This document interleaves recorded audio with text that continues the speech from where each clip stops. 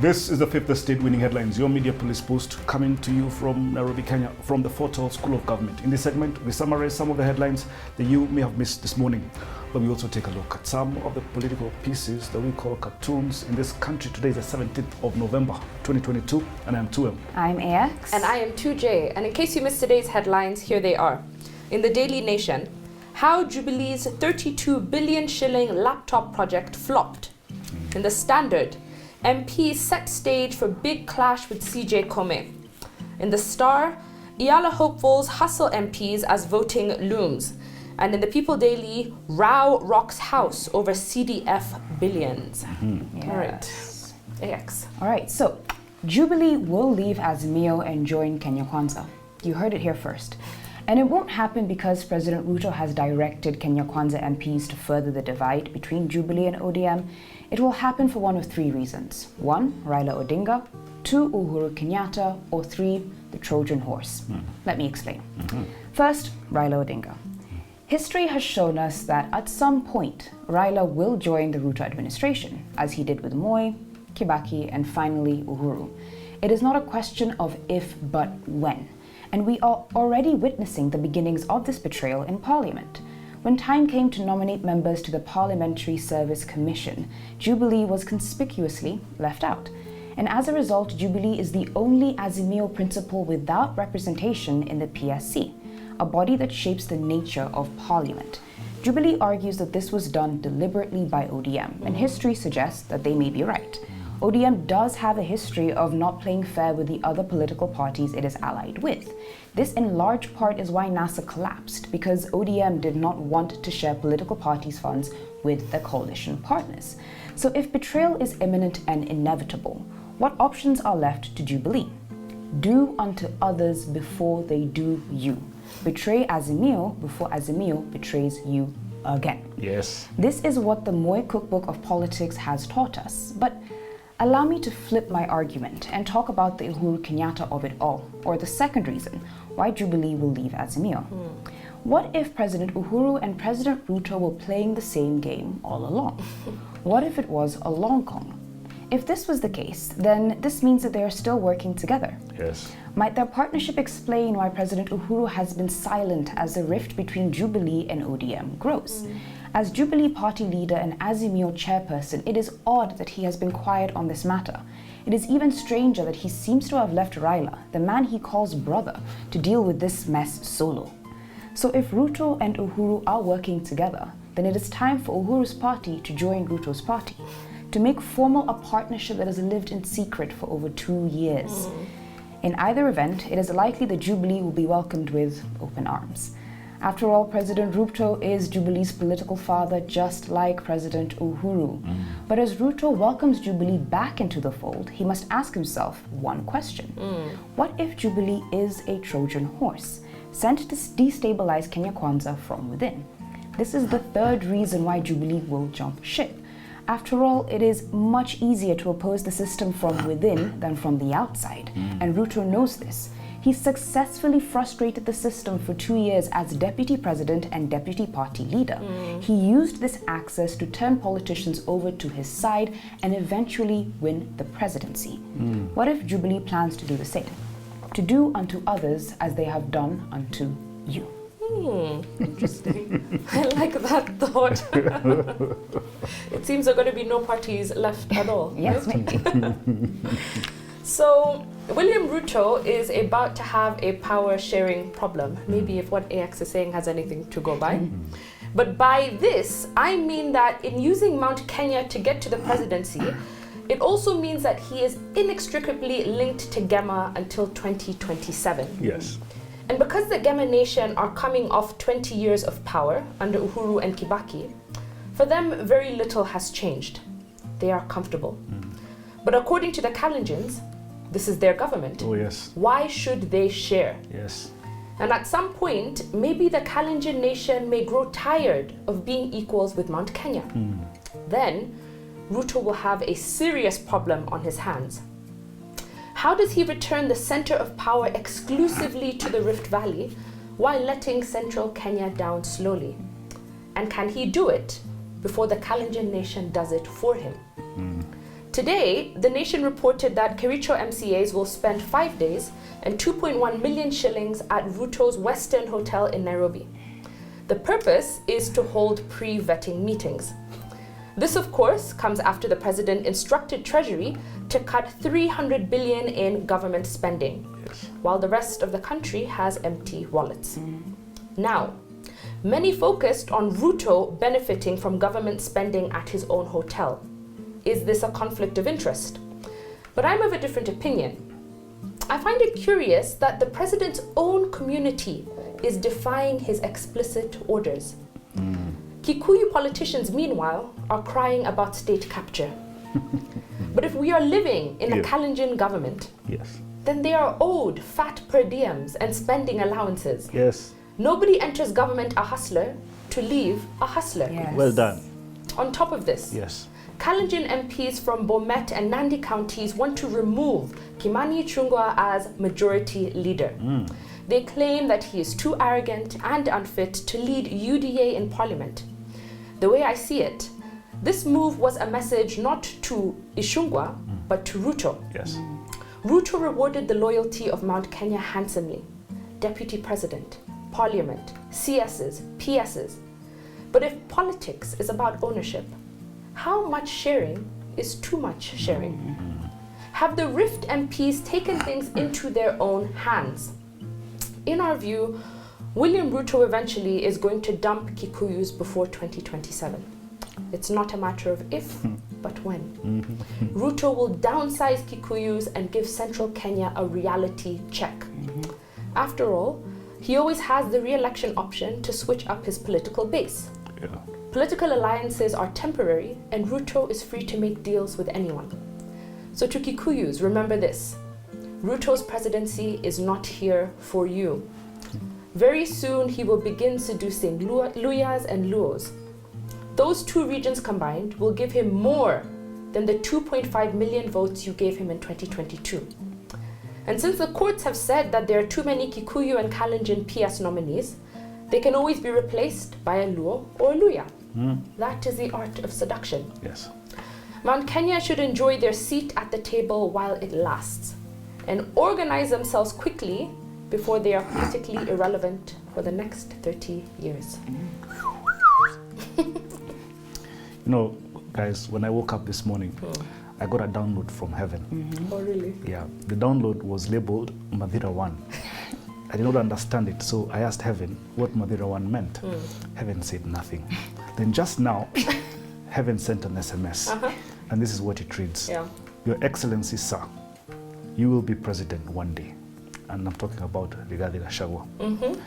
If you keep talking elections, you will walk your way to rejection. To you, 2032 is a light at the end of the tunnel. But to the nation, 2027 is an oncoming train headed in your direction. And it is a train if you insist on elections instead of vision. Mr. Rigathi, sir, your choices are two. If you stick to the 2022 elections, you will encounter the oncoming train. But if you focus on country and its vision, you'll be liberated to proclaim the words of Prophet Isaiah when he said, "The Spirit of the Lord is upon me. He has instructed me to proclaim good news to the poor, vision to the blind, healing to the wounded, and freedom to the slaves."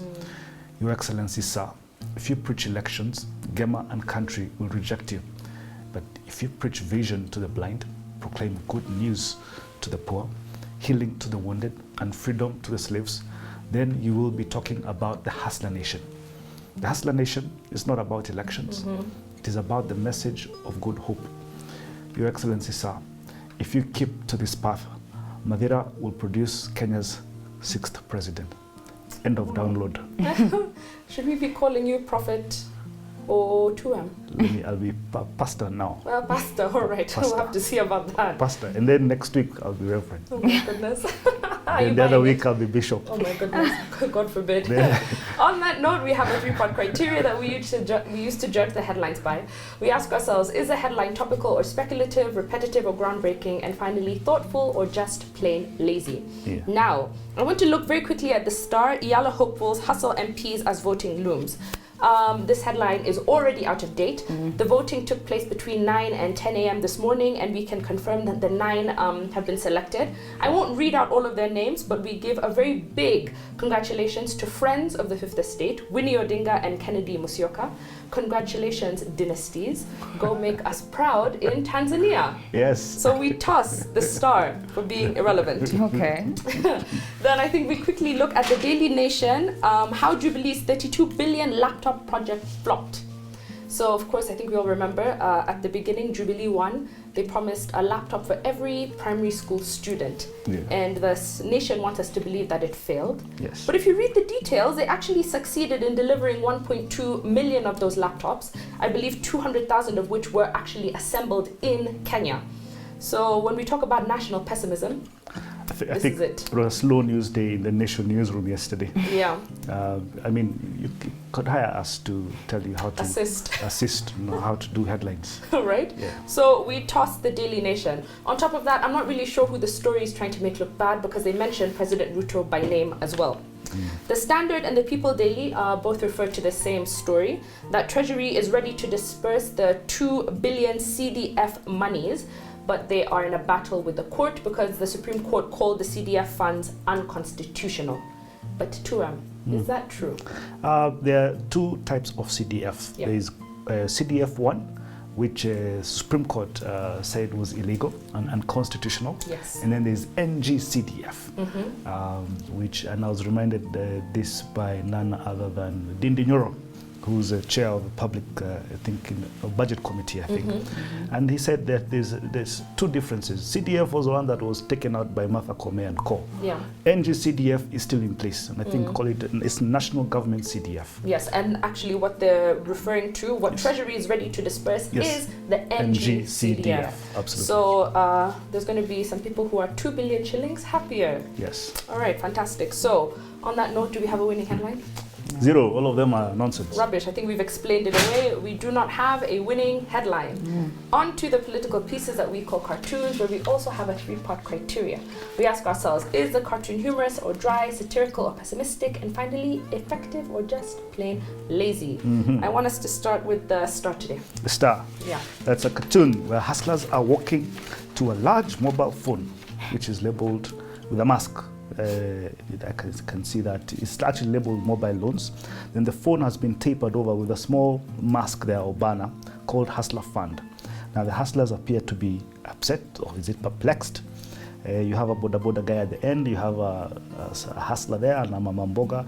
They seem quite perplexed by this, you know, and I think the context of this is yesterday there was a dispatch from State House outlining some of the key features of Hustler Fund. Small businesses are going to, is it a minimum of 500 shillings? No, so individuals can borrow 500 with a cap of 50,000. Yeah. Groups can borrow, I think probably the same 500 to 250,000. Yeah. And then there's another one as well. I'm not sure what the amount is, but I think they said with an interest of 8%.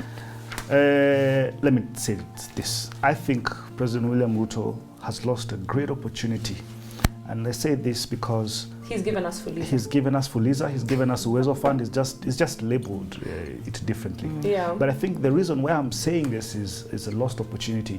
William Ruto should have done this as a program of government. What do they call it? It's when Treasury does disbursements, just something like Kazi Mtaani. You disburse 100 billion shillings and you tell people go plant trees. That, you know, hustler fund, you know, and then it comes the component of saving. So you pay them 1,000 bob, you save 200 or 300 shillings every day, and you keep it moving. Yeah. But if you tell a hustler, I'm going to, I'll give you this loan, there'll be a processing fee of 1,000 shillings, and then on top of it, they do still have to save. There is a small saving component. Absolutely, but then if you don't pay that thing or misuse it, you go to jail. Or you're blacklisted. Or you're blacklisted. Yeah. I mean, the masses are not going to take up this fund, in my view. Hopefully, of the 50 billion that is available for the Hustler Fund, I hope they do it in some kind of like tranche, right? Yes. That they maybe use 10 billion as a test, as a pilot to see how it goes before releasing the entire 50 billion to a mobile loan setup. Tuje, let me tell you, in Australia, when 2007-2008 global financial crisis, the government of Australia sent a check to every person of $800. That was government money. So when the president says he cannot give government money out like that, he can actually do it in social programs. He can do it. You get a boda guy in Bungoma or something like that. You send him 6,000 bob. That man will be happy. And you say, oh, what loan? I don't need a loan. Just give me a grant. That's all you need. Anyway, we'll see what happens. Great cartoon. We're going to park it while we look at Gado from The Standard. So the Standard cartoon depicts IG Japhet Kome, no relation to CJ Kome, in a tank with the words Kenyan police written on the side. He says, I want to tell the criminals out there that I mean business. Now the context for this was that on Tuesday, he announced some changes to Nairobi Police Command in order to combat rising insecurity. What do you guys think of this cartoon? You know what I have to say? Justice for Kindiki. That's all I have to say. Why is it that these cartoonists depict Japhet Kome in a tanker, looking strong and military, and then my good friend Kindiki is depicted with a feather? Guys, come on. Yeah, I think okay. Justice for Kindiki. Let me not say what I was going to say. All right. I think it is an average cartoon. Yeah. Thank you, Gado. I think we're going to toss it, unfortunately. Absolutely. While we look lastly at the Daily Nation from Victor Ndula. Here we have a caricature of Donald Trump studying some world leaders' handbooks, and they include Putin's strategy to regain power. His book is called Putin, Put Out, Putin Again. Ruto's book is called Not Too Early to Campaign. Obasanjo's is called In and Out of Power. And Jerry Rawlings is called Leave. You can always come back. And then Buhari's is Coming Back Like You Never Left. It's a fantastic cartoon. The best one, Putin's. Putin, put out, Putin again. I mean, I like Ruto's. Not too early to campaign. Oh my gosh. Ndula, this is probably the best cartoon you have ever done. This is beautiful. The context, of course, is that on Tuesday, Donald Trump announced his candidacy for the 2024 US elections. Very funnily, I watched a bit of it. Yeah. It was a 2-hour speech where he rambled and got confused. Yes. And you can see in some points of the video, people trying to leave the venue. Yeah. But they were not allowed to. I love it. The doors were locked and they were prohibited from leaving. Yeah. Good luck, Donald Trump. Funny thing you said too, Jay. Last week, Donald Trump attended a Nigerian wedding. And a couple of years ago, he called Nigeria a what country? Are we allowed to say that word? No, we're not going to get into that, but we know what he called it. Meaning he wants some of that African or African American vote. Behavior. In my view. It's possible. All right, so who do we give our winning cartoon to? I was going to choose the star, but Until I saw Ndula's. Victor Ndula. It's beautiful. That is a fantastic cartoon. Hats off to you. You have our winning cartoon, and there's no winning headline. Don't forget, you can find us on your TV screens. We're on Pine Free to Air, GoTV, and StarTimes. Have a lovely evening. Don't forget to put in, put out, put in again. Not too early to campaign.